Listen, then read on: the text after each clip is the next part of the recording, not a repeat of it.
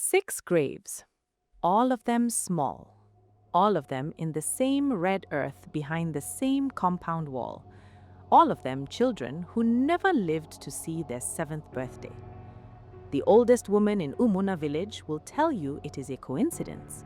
The native doctor on the other side of the market will tell you it is something else entirely. But Adaeze, a young mother with a swollen belly and a heart full of hope, did not know any of this the morning she carried her box through the gate of number 7 Okoro Compound. Nobody told her, and the ones who knew, they simply looked away. Welcome to Echoes of the Soil. Sit close, listen carefully, and let the story begin. Adaeze was 28 years old, and she believed in fresh starts.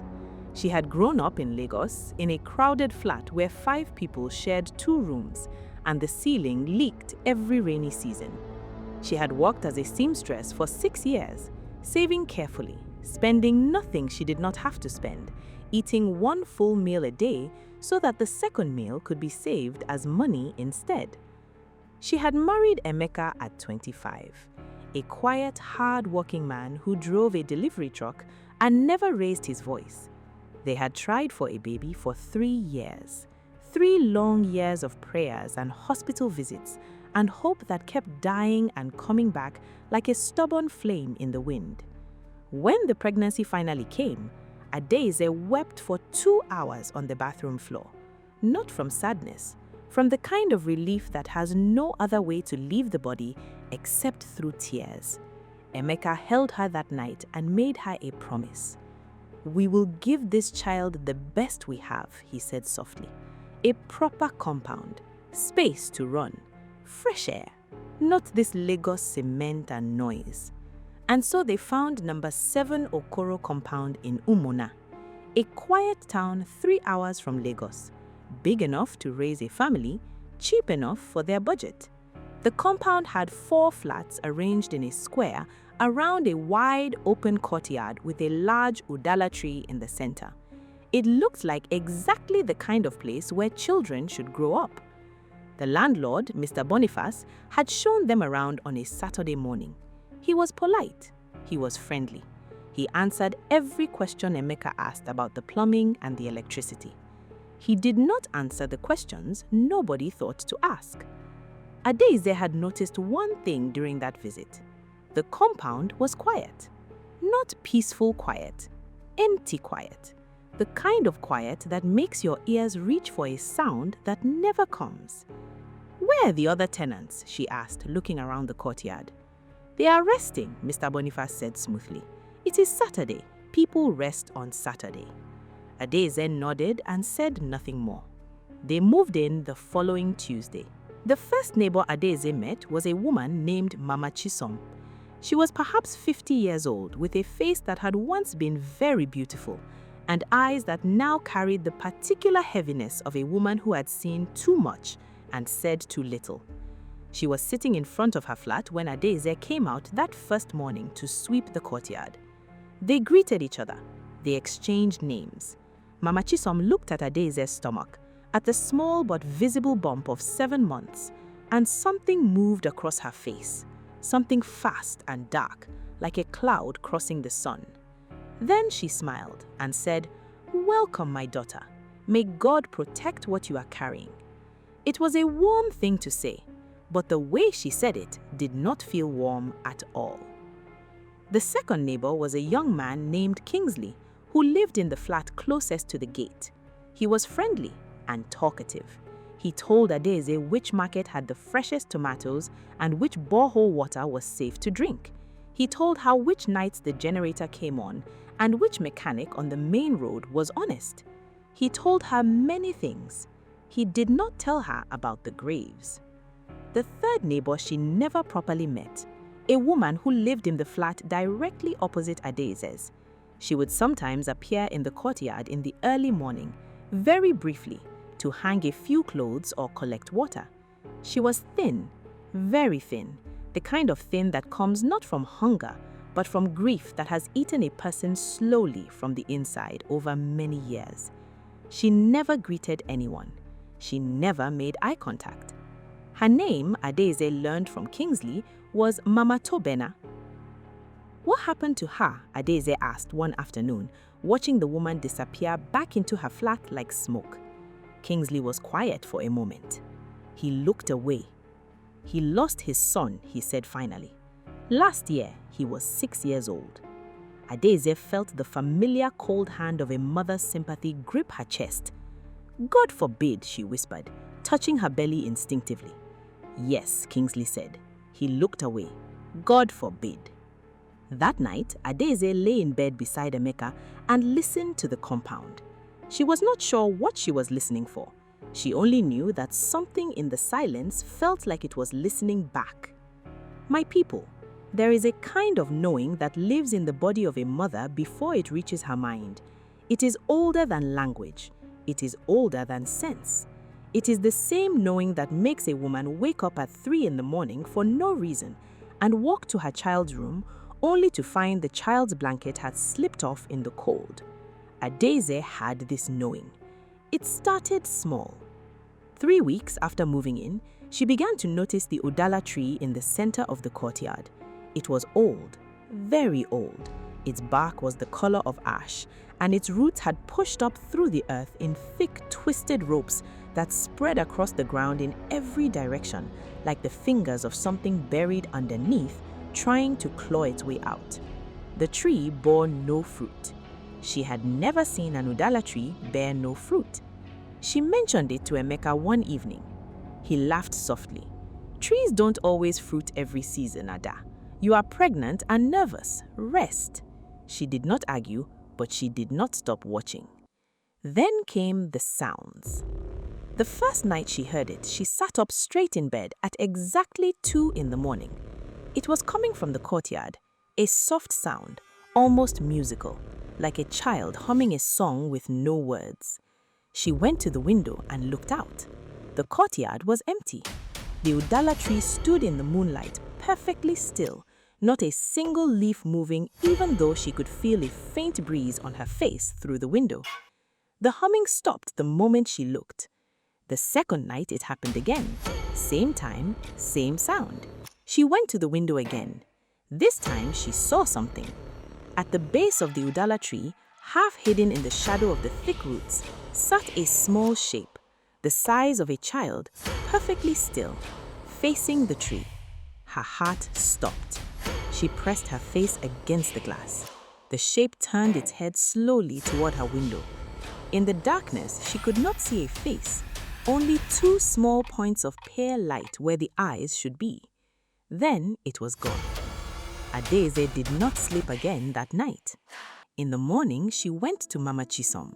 She described what she had seen carefully, choosing her words slowly, watching the older woman's face as she spoke. Mama Chisom listened without interrupting. When Adaeze finished, the woman was quiet for a very long time. She looked at her hands, she looked at the courtyard, she looked everywhere except at Adaeze. Pregnancy can make you see things, she said finally. Your mind is carrying too much. Rest, my daughter. But her hands, Adaeze noticed, were shaking. The answer came from a woman she had never spoken to. It was a market woman, old, sharp-eyed, selling bitter leaf and uziza on the far end of Umuna market. Adaeze had gone to the market alone one Thursday morning while Emeka was on a delivery run. The old woman looked at her belly. Then she looked at Adaeze's face. Then she looked at the compound address written on the small paper Adaeze was using for shopping list. You live at number 7 Okoro Compound, the woman said. Her voice was flat. Not a question, a statement. Yes, Adaeze said. The old woman looked at her for a long time. How far gone are you? 8 months. The old woman made a sound in the back of her throat. She set down the bundle of bitter leaf she was tying and folded her hands in her lap and looked at Adaeze the way a doctor looks at a patient before delivering news that cannot be softened. My daughter, she said quietly, I have lived in Umuna for 63 years. I knew that compound when the first stone was laid. I knew the family that owned the land before Boniface. I knew what happened on that land. Adaeze sat down on the bench beside her stall without being invited. "What happened?" she whispered. The old woman told her.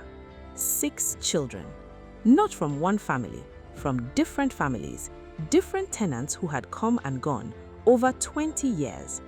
All of them had brought children into that compound or given birth after moving in, had died before their 7th birthday. Some from sickness, some from accidents. One had simply been found lying still in the courtyard one morning with no mark on his body and no explanation the doctors could give. The youngest was 4. The oldest was 6 years and 11 months. 11 months away from 7. Adaeze could not speak. "The land has a debt," the old woman said simply. "An old debt, and it collects from the children because children are the softest thing, the easiest to take." "What debt?" Adaeze managed. "Who does it belong to?" The old woman looked at the Udala tree visible above the compound wall in the distance. She said, "Ask the tree. It was there when it happened. It has been keeping the secret ever since." If you are a mother listening to this story right now, hold your child a little tighter tonight. Drop a comment and tell me where in the world you are watching from. It amazes me how far these echoes travel. Adaeze went home, and she did not tell Emeka what the market woman had said. Not because she wanted to hide it from him, but because she knew exactly what he would say. He would hold her gently and tell her that market women gossip and that grief makes people create stories to explain what cannot be explained. He would say it with love, and he would be completely wrong. So, she investigated alone. She started with Mama Tobena. It took her 4 days to get the woman to open her door fully. She brought food the first day. She brought more food the second day. On the 3rd day, she sat on the step outside her woman's door and simply talked about her own baby, about the name she was choosing, about the color she had painted the small cot in their bedroom, about the way the baby kicked at night like it was already impatient to arrive. On the 4th day, Mama Tobena opened the door and let her in. The flat was dark. The curtains had not been opened in what looked like months. On the wall beside the window was a photograph of a small boy in a school uniform. Round face, big smile, gap between his 2 front teeth. Tobena, 6 years old. Adaeze sat across from Mama Tobena and asked her gently, carefully, the way you ask someone to walk back into the room where the worst thing happened. The woman spoke slowly at first, then faster, like a dam that had been holding too long and had finally found one crack to pour through. Tobena was healthy, perfectly healthy, happy and loud and full of the kind of energy that exhausts mothers and fills houses with life. Then, 3 weeks before his 7th birthday, he began to change. He stopped eating. He stopped speaking. He would sit at the base of the Udala tree for hours, perfectly still, staring at the bark with his head tilted slightly to one side, like he was listening to something inside it. When she tried to pull him away from the tree, he would cry. Not a tantrum cry, a desperate cry, like she was separating him from something he needed to survive. The doctors found nothing wrong with him. He died on a Tuesday morning in his bed, 6 years old, 11 months from 7. When Mama Tobena finished speaking, the room was completely silent. Then she looked at Adaze's stomach and said the thing that turned Adaze's blood to cold water. Before Tobena, there was a girl named Chidinma. Before Chidinma, twin boys named Chukwuemeka and Chukwuebuka. Before them, a girl whose name nobody speaks anymore. Before her, she stopped. Before her, Adaeze pressed. Mama Tobena looked at the photograph of her son. Before all of them, she said quietly, there was the first child, the one the land actually wanted, the one whose story nobody in this compound will tell you because the ones who know are too afraid, and the one who caused it, she paused, is still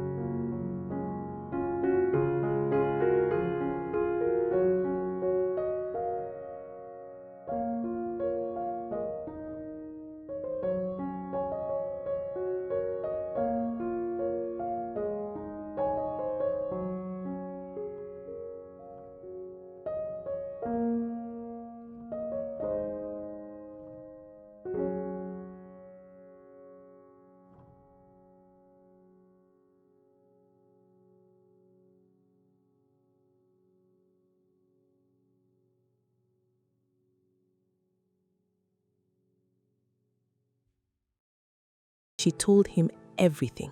The market woman, Mama Tobena, the child at the tree, the name Adana. Every drop of color left Mr. Boniface's face. He tried to close the door.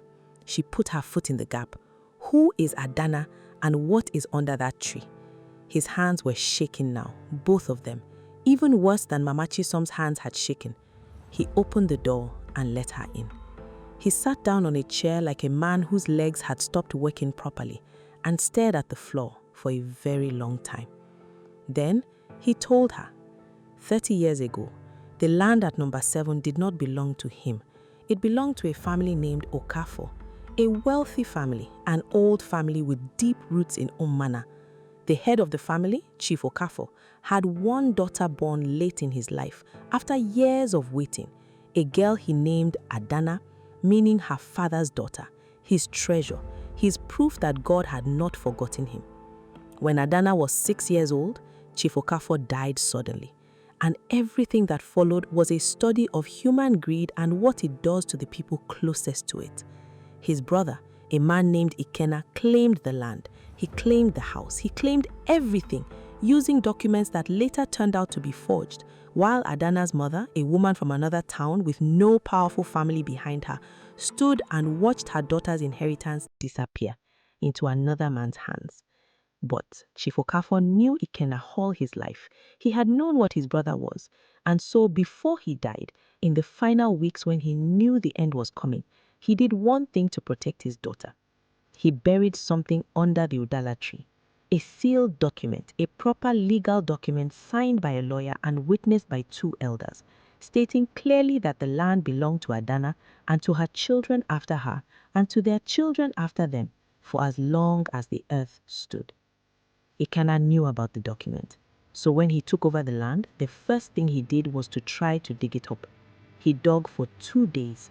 He found nothing, because Chief Okafo had buried it deep, deeper than any man could comfortably dig, and he had asked the oldest woman in the village, a woman who knew the old ways, to seal the spot with something that could not be moved by the hands of a thief.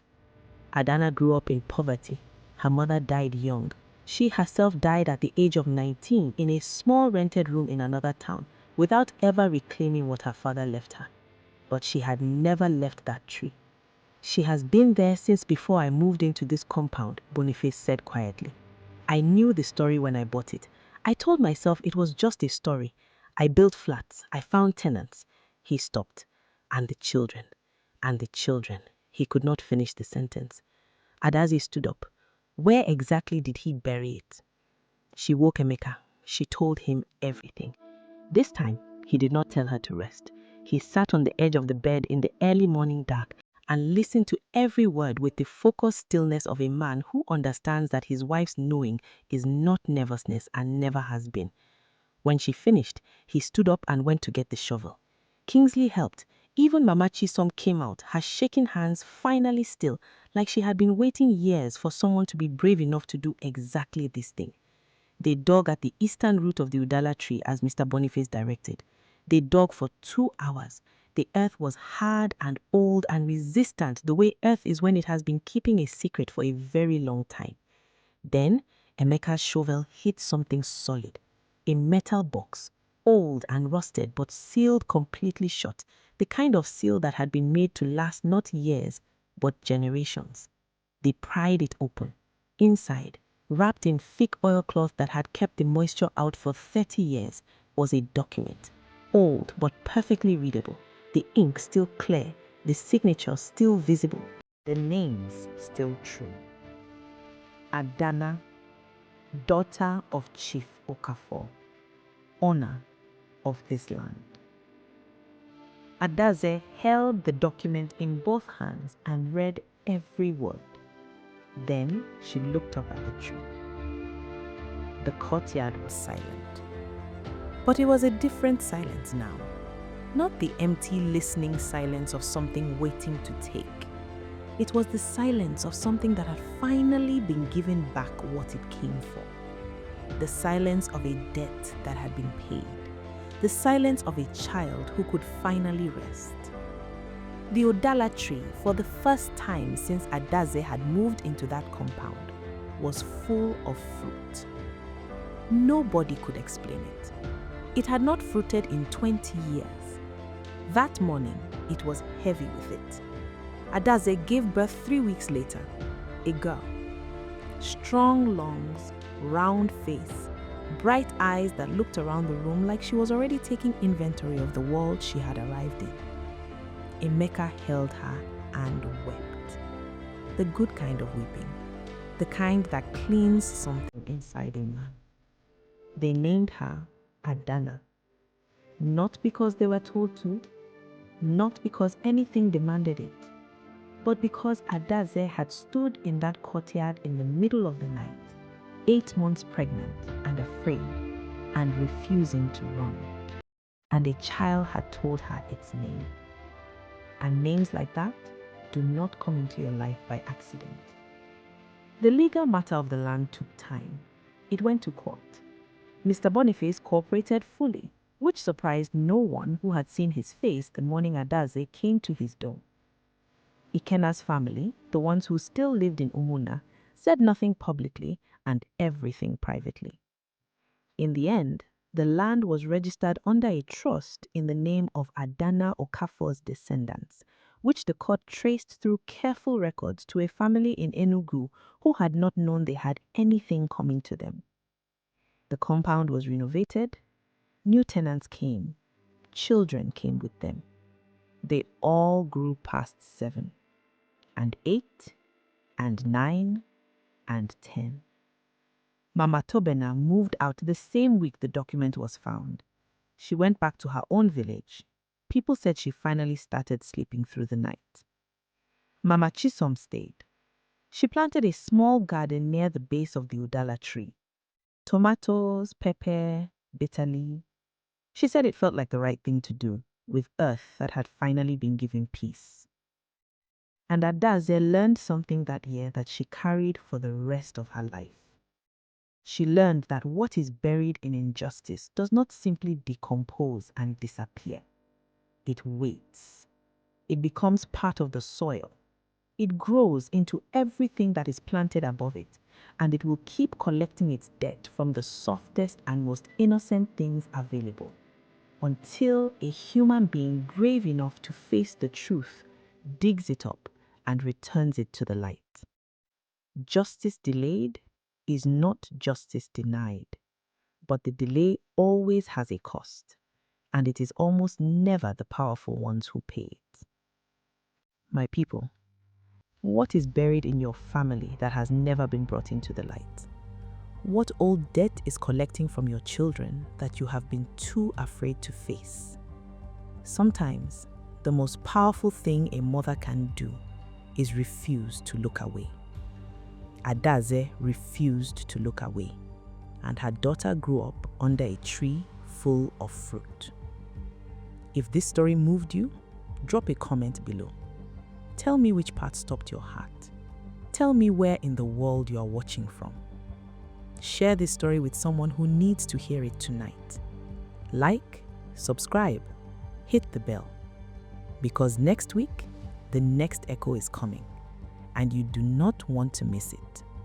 This is Echoes of the Soil, where African stories come alive.